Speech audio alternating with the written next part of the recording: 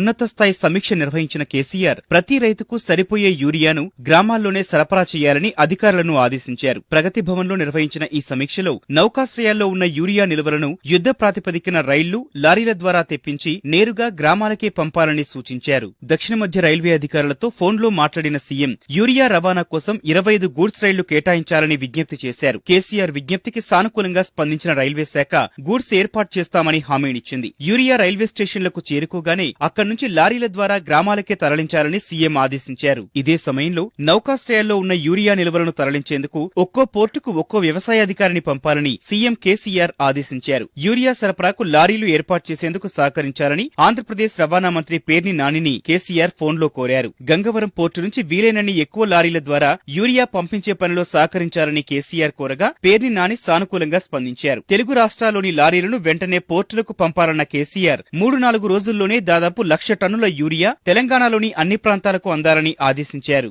2-3 రోజుల్లో రైళ్ల ద్వారానే దాదాపు 60,000 టన్నుల యూరియా ఆయా జిల్లాలకు చేరుకుంటుందని అంచనా వేస్తున్న అధికారులు 4,000 లారీల ద్వారా వివిధ మండలాలకు చేర్చేందుకు ఏర్పాట్లు చేస్తున్నారు.